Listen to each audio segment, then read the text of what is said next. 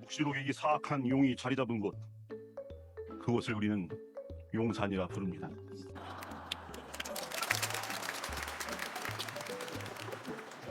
그런데 이 용이란 표현도 가당치 않은 용산의 이무기, 그 옛날의 뱀, 악마라고도 하고 사탄이라고도 하는 자, 온 세계를 속이던 그 자가 지난 12월 3일 밤에 2024년 대명천지의 비상계엄이라니, 처음에 가짜뉴스인 줄 알았어요. 아니면 무슨 TV에서 무슨 영화 해주나? 뭐 이런. 사실 그것은 비상계엄을 가장한 친위 쿠데타요, 나라의 주인인 국민을 향한 반란이었습니다. 하지만 온 국민이 황당함과 분노와 두려움과 수치심 속에서 전못 이루던 그 밤, 용산 이무기의 지랄 발광은 열일 지치고 달려와서 국회를 둘러싼 시민들의 용기와 국민을 향해 총소리를 들이대라는 폐륜적 명령에 적극적일 수 없었던 계엄군 병사의 양심과 뜬 눈으로 밤을 지새우며 두 손 모아 기도했던 온 국민의 염원이 만나서 몇 시간 만에 끝이 났습니다. 하지만 우리는 안심할 수가 없습니다. 아직도 뿔 달린 그 이무기는 대통령이라는 권좌에 앉아있고, 여당 의원들은 부끄러움도 모른 채 내란 수교의 공범을 자처하고 있으며 이무기를 끌어내리려는 온 국민의 염원을 외면하고 있습니다. 이제 묵시록에서 말하는 여인의 나머지 후손들, 곧 하느님의 계명을 지키고 예수님의 증언을 간직하고 있는 이들인 우리가 앞장서서 천대 민주주의를 영원한 온 국민과 함께 용산의 이무기, 대국민 반란 수교 윤석열과 그를 따르는 역도의 무리를 권좌에서 끌어내려 그들을 위해 마련된 자리, 바로 그래도 하루 세끼 잘 먹여주는 감옥으로 내려보내야 합니다.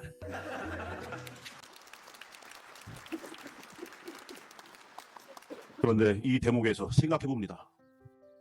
내란 수교 윤석열과 그 공범들을 처벌한다고 해서 그게 끝일까요? 지지난 정권에서 우리는 비선 실세 국정농단과 대기업 뇌물수수 등의 이유로 박근혜를 탄핵하여 대통령의 자리에서 끌어내렸습니다. 하지만 그럼에도 지금 우리는 전보다 비교조차 할 수 없이 더 처참한 상황에 처해 있습니다. 왜 이런 일이 벌어졌을까요? 애초에 윤석열 정권이 그 누구도 눈치 보지 않는 아나무인의 무도한 폭정을 일삼을 수 있었던 그 결정적인 이유가 무엇일까요? 국민의 지지율이 바닥을 쳐도 물러나지 않을 수 있는 그 배짱의 원인이 무엇일까요? 그것은 다름 아닌 검찰 권력 아니겠습니까? 세계적으로 유례를 찾아볼 수 없는 무소불위의 권한을 가진 대한민국 검찰이 이 모든 사태의 원흉이요 만악의 근원이라 할 수 있을 것입니다. 일제 식민 통치의 수족이던 검찰이 해방 이후에는 독재 정권의 빌부터 폭정의 앞잡이가 되었다가, 이제는 검찰총장 출신 대통령 윤석열의 등장으로 독재 권력의 주체가 되어 폭정을 일삼고 있습니다. 경찰 독주를 억제한다는 명목으로 검찰에 부여한 기소 독점, 기소 편의주의, 경찰 수사 지휘권, 검사 신문 조서의 증거 능력 인정 등의 법적 장치들이 개혁되지 않고 그대로 고스란히 검찰 독재의 토대가 되어 오늘날 국민을 향해 총을 들이대는 윤석열 검찰 독재 정권이라는 괴물을 탄생시킨 것입니다. 대한민국은 법치국가입니다. 국민의 의사에 따라 국회에서 만든 법률에 의해 다스려지는 나라입니다. 법치국가에서는 법률에 따르지 않고서는 권력자가 국민의 자유나 권리를 제한하거나 의무를 지울 수 없습니다. 따라서 법치국가에서의 법은 힘없고 가난한 이들이 믿고 의지할 수 있는 마지막 보루가 됩니다. 그러나 법치국가 대한민국의 현실은 그렇지 못합니다. 아무리 훌륭한 법이 있어도 그 법을 사적 이해관계에 따라서 똑주무르시 하는 법기술자 검찰이 존재하는 한 법은 더 이상 믿고 의지할 수 있는 법이 아닌 악법으로 변질됩니다. 아무리 큰 잘못을 해도 검찰이 수사와 기소를 하지 않으면 그 사람은 처벌받지 않습니다. 아무리 잘못이 없어도 검찰이 무리한 수사와 증거 조작, 가족에 대한 협박과 수십 건의 압수수색, 구속영장과 기소 남발을 해대면 그 사람은 감옥에 가거나 아니면 스스로 삶을 포기할 수밖에 없습니다. 국기를 물랑케 하고 국정을 농단하며 민생을 파탄시키고 헌법을 유린하면서 친위 쿠데타에 나라까지 팔아먹어도 검찰만 도와준다면 처벌받기는커녕 자신은 물론이고 자손 대대로 호의호식하며 잘 살 수 있습니다. 이렇게 법치국가 대한민국에서의 검찰은 지금껏 무소불위의 실질적 권력 집단으로 군림해 온 것입니다. 이 법이라는 한자는 물숫자와 갈것자로 이루어진 말입니다. 그런데 본래는 이 물숫자와 갈것자 사이에 해태 치자가 하나 더 들어있었습니다. 해태란 시비와 선악을 가리고 심판한다는 상상 속의 동물을 말합니다. 다시 말해서 법이란 말 안에는 해태가 죄인을 물에 빠뜨려 벌하듯이 사람의 죄를 심판하고 처벌한다는 의미가 내포되어 있습니다. 지금은 해태 치자가 빠져서 한자로 쓰기에는 편리해졌지만 한편으로는 간략해진 이 법자가 악인을 심판하기는커녕 오히려 악인의 도구로 전락해버린 오늘날 대한민국 법치의 그 부실한 현실을 보여주는 것 같아 마음이 씁쓸합니다. 그러고 보면 법에서 중요한 것은 처벌이 아닌가 생각합니다. 법은 상을 주기 위해 존재하는 것이 아니라 처벌을 위해서 존재한다고도 볼 수 있습니다. 왜냐하면 법은 최대가 아니라 최소를 규정하는 장치이기 때문입니다. 이웃 사랑이 충만한 사람에게 사람을 죽이지 말라 혹은 도둑질하지 말라라는 법은 별 의미가 없습니다. 이처럼 삶의 최대치를 지향하는 사람을 우리는 법 없이도 사는 사람이라고 말합니다. 하지만 세상에는 법 없이도 사는 사람만 있는 것이 아닙니다. 우리가 살아가는 세상에는 수많은 사람들의 다양한 이해가 충돌하며 각자 욕망과 이기심이 뒤섞여 있습니다.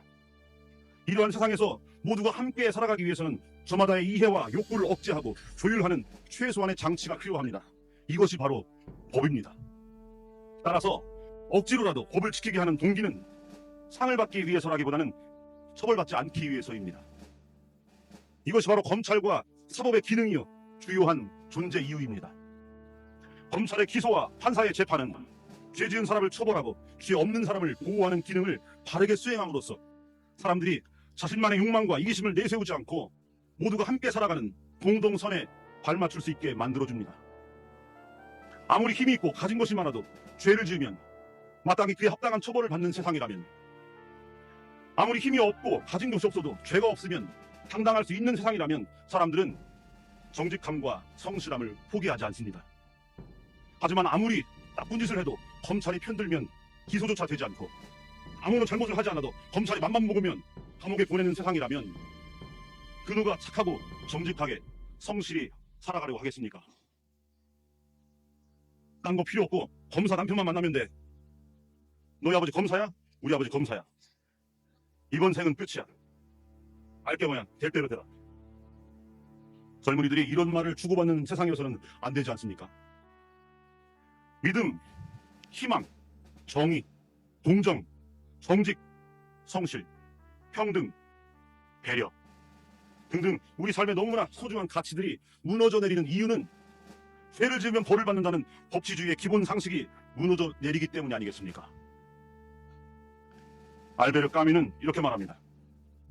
어제 범죄를 벌하지 않는 것은 내일의 범죄에 용기를 주는 것과 똑같이 어리석은 짓이다. 그 어리석은 짓을 이 나라의 부패한 검찰이 범죄자의 편에 서서 스스로도 범죄자가 되어 오랜 세월 주도해왔던 것입니다. 그 결과 세월호 참사는 이태원 참사와 수많은 크고 작은 참사로 반복되어 왔고, 반민특위를 무너뜨린 이승만의 친일 반민족 쿠데타는 5.16 군사 쿠데타로, 다시 12.12 군사 쿠데타로, 그리고 얼마 전 12.3 윤석열의 친위 쿠데타로 반복되었고, 제주 4.3의 양민학살은 6.25 전쟁 중 포도연맹원 등을 향한 예비검속과 수십만 명의 양민학살로, 그리고 5.18 광주학살로 반복되어 오늘에 이르게 된 것입니다. 뿐만 아니라 없어져도 진즉에 없어져야 할 친일 매국 반민주 적폐들이 청산되지 않고 지금도 보수를 참칭하며 사회 곳곳에서 활개를 치고 있는 것도 결국은 검찰의 본분을 저버림으로써 죄를 지은 자가 법에 의해 마땅히 처벌되지 않은 결과라고 할 수 있습니다. 검사가 처음 임용될 때 다음과 같은 선서를 한다고 합니다. 검사의 선서문입니다. 나는 이 순간 국가와 국민의 부름을 받고 영광스러운 대한민국 검사의 직에 나섭니다. 공익의 대표자로서, 공익의 대표자래. 공익의 대표자로서 정의와 인권을 바로 세우고 범죄로부터 내 이웃과 공동체를 지키라는 막중한 사명을 부여받은 것입니다. 나는 불의의 어둠을 걷어낸 용기 있는 검사, 힘없고 소외된 사람들을 돌보는 따뜻한 검사, 오로지 진실만을 따라가는 공평한 검사, 스스로에게 더 엄격한 다른 검사로서 처음부터 끝까지 혼신의 힘을 다해 국민을 섬기고 국가에 봉사할 것을 나의 명예를 걸고 굳게 다짐합니다. 이렇습니다. 이 선섬은 그대로 일하는 것은 바라지도 않습니다. 그저 법대로만 해달라고요. 가난한 사람들 우선하는 한일의 공정 같은 것은 바라지도 않습니다. 그저 기계적인 공정이라도 지켜준다면 오늘날처럼 윤석열 같은 미치광이는 등장하지 않을 것이고, 그런 자를 지지하는 기레기 집단도 움츠러들 것이며 나라 팔아먹어도 찍어주겠다는 무지몽매한 유권자들도 점차 사라질 것이고 대한민국은 더 눈부시게 발전할 것입니다. 물론 저 선서문대로 성실히 일하는 검사도 분명 있겠지만 과거 식민 독재와 미 군정과 군부 독재에서부터 오늘날의 윤석열 검찰 독재 정권에 이르기까지 거대 권력으로 군림했던 검찰의 실체에 비춰보면 저 선서문은 오늘의 유머에나 나올 법한 그런 문장 같습니다. 그렇다면 저 선서문이 가짜입니까? 아닙니다. 그 선서를 한 검사가 가짜가 되는 것이 문제입니다. 가짜란 무엇입니까? 진짜가 아닌 것이 가짜입니까? 아닙니다. 10억 원짜리 고려청자를 똑같이 만들어서 10만 원에 파는 것은 가짜라고 하지 않고 모조품이라고 합니다. 가짜란 진짜가 아닌 것을 가짜라고 하는 것이 아니고 진짜가 아니면서 진짜인 척하는 것을 가짜라고 합니다. 고려청자 모조품 10만 원짜리를 10억 원에 팔 때 그것을 가짜라고 하는 것입니다. 모조품은 우리에게 피해를 주지 않지만 진짜인 척하는 가짜는 우리에게 너무나 많은 피해를 줍니다. 그런데 우리가 살고 있는 이 땅에는 가짜가 너무나 많습니다. 보수가 아니면서 보수인 척하는 반민주 수구 세력들, 생각이 다른 사람들을 적대하고 구속하면서 자유민주주의를 떠드는 권위주의 세력, 진실이 아닌 것을 진실인 척 떠드는 황색 기레기 언론들, 무례배 집단이면서 정당인 척하는 국민의힘, 실제로는 조폭과 다름없으면서 정의롭고 공정한 척하는 이 땅의 부패 검찰. 그러고 보면 실제 조폭들은 적어도 가짜는 아닙니다. 실제 조폭들은 인상 쓰고 온몸에 문신 새겨가며 다 나쁜 놈이다라고 그 사실을 감추지 않습니다. 부패 검찰들이야말로 가짜들입니다. 말로는 공익의 대표자요 정의와 인권의 수호자를 자처하지만 실제로는 법으로 공인된 조직폭력배에 불과합니다. 이처럼 이 땅에는 가짜들이 너무나 많고 그 가짜들 때문에 너무나 많은 사람들이 속아 넘어가면서 엄청난 피해를 보고 있습니다. 이제 우리는 이 땅에서 가짜를 뿌리 뽑고 진짜를 바로 세워야 합니다. 그런데 가짜가 가짜를 개혁할 수 있겠습니까? 가짜가 가짜를 개혁할 수 있겠습니까? 지금의 검찰이 스스로를 개혁할 수 있겠습니까? 그럴 수 없습니다. 이제는 웃음거리가 되어버린 검사의 저 선서문을 통해 우리가 느낄 수 있는 것은 위선자여 가짜가 되어버린 검찰의 현주소입니다. 이제 검찰 스스로의 힘으로는 더 이상 법 정의를 바로 세울 수가 없습니다. 해체 수준의 검찰 개혁이 아니고서는 검찰은 지금껏 해왔던 것과 마찬가지로 앞으로도 똑같이 민주주의와 헌정 질서를 헤쳐가면서 국민들 위에 군림하려 들 것입니다. 해체 수준의 검찰 개혁을 하지 않으면 지금 윤석열을 탄핵해도 제2의 윤석열, 제3의 윤석열이 등장할 것입니다. 해체 수준의 검찰 개혁을 하지 않으면 과거 애국지사를 죽이고 민주주의자들을 죽이며 반란을 일으키고 권력과 불을 일구어 온 자들이 정당과 단체의 이름만 바꿔가며 앞으로도 변함없이 반민주 매국 행위를 계속해 나갈 것입니다. 그래서 우리는 이 땅에 양심 있는 정치인들에게 요구합니다. 아니, 명령합니다. 친위 쿠데타를 통해서 이 땅의 헌법 질서와 민주주의를 유린한 내란숙의 윤석열을 탄핵하고 그 공동정범들과 함께 처벌하십시오. 처단이란 말을 쓰고 싶지만 우리는 그런 사람들이 아니기 때문에 처벌이라고 합니다. 또한 윤석열 검찰 독재 정권의 반헌법적 행위를 옹호하고 내란 수괴의 대리자로 자처한 국민의힘을 저들이 과거 통합진보당을 해산했던 그 기준으로 해산시키십시오. 나아가 이 모든 사태의 원흉이요 이 땅에서 벌어지는 모든 비극의 뿌리이며 지금도 암중에서 독재 권력의 재탄생을 모의 중인 부패 검찰 조직을 해체 수준으로 개혁하십시오. 우리의 염원이 이루어질 때까지 우리는 모이고 또 모일 것이며 외치고 또 외칠 것입니다. 우리 염원이 이루어지는 그날이 내일일지 아니면 모레일지 아니면 내년일지 내후년일지 정확히 알지는 못합니다. 하지만 우리는 당장 내일 그날이 이루어질 것처럼 행동할 것입니다. 비록 우리의 행동이 저들의 거친 폭력보다 작고 보잘것없어 보여도 우리는 지금 가지고 있는 것, 지금 우리가 할 수 있는 것에 충실할 것입니다. 내가 가지고 있지 않은 200데나리온어치의 빵을 보며 실망하지 않고 내가 가지고 있고 내가 줄 수 있는 빵 5개와 물고기 2마리에 충실할 것입니다. 오늘의 이 행동이 5,000명을 먹이는 기적으로 언제 어느 때 결실을 맺게 될지는 알 수 없지만 오늘 복음의 송문마리아처럼 불가능한 일이 없는 하느님의 자비와 섭리에 우리의 원인을 온전히 내어 맡기고 지금 여기에서 우리가 할 수 있는 것들에 최선을 다해 나갈 것입니다. 비록 당장 이루어지지 않는 탄핵과 처벌되지 않는 범죄들 때문에 저들의 눈에는 우리가 패배한 것처럼 보일 수 있지만 우리는 패배하지 않습니다. 예나 지금이나 우리는 늘 그 자리에 그대로 있을 것입니다. 도망치는 자가 패배자이고 숨는 자가 실패자입니다. 강도처럼 한밤중에 국민의 주권을 강타하려다 실패하려 하고서는 한 줌도 안 되는 반민주 수구 세력의 뒤에 숨어서 눈치나 보고 있는 윤석열 일당과 그 동조자들이 바로 진정한 패배자입니다. 온 국민이 염원하는 윤석열 탄핵 투표에서 도망쳐나와 숨어버린 국민의힘 의원들이 패배자입니다. 임진왜란 때 선조가 도망치고 6.25 때 이승만이 도망쳤어도 늘 그 자리에 서서 나라를 지켜온 것은 나라의 진정한 주인인 우리 백성들이요, 우리 국민들이었습니다. 비상계엄 치하에서 감금과 폭행, 불고문과 정기고문에도 굴하지 않고 꿋꿋이 자리를 지키며 민주주의의 자존심을 지켜낸 것은 우리 선배들이었습니다.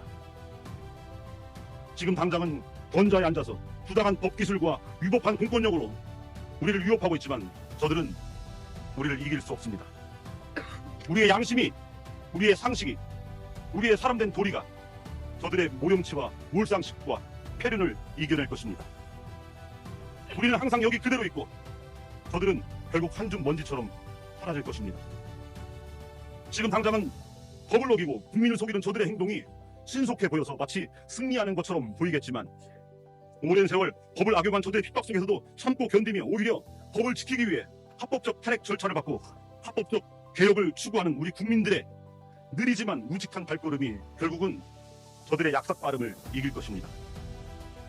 그렇게 법치국가 대한민국의 민주주의는 법을 어기는 검찰 독재 권력이 아니라 법을 지키려는 국민들에 의해서 지켜질 것입니다. 우리는 보았습니다. 계엄군의 총불이 너머에 있는 계엄군 병사의 그 양심을. 우리는 보았습니다. 온몸이 방패가 되어 계엄군을 막아섰던 시민들의 용기를. 우리는 또 보았습니다. 당장 광장으로 끌어내어 내란 수비를 직결 처단하고 싶은 마음 다잡고 국회의 합법적 절차에 의한 탄핵을 염원하던 국민들의 애타는 그 눈망울을. 이처럼 어둠이 짙은 이 세상에서 더욱 밝게 타오르는 빛들을 우리는 보았습니다. 이 빛들이 모여 세상을 밝힐 것입니다. 모든 사람을 비추는 참 빛이신 예수님은 그렇게 우리들 마음 안에 타오르는 빛으로 이 세상에 임하실 것입니다.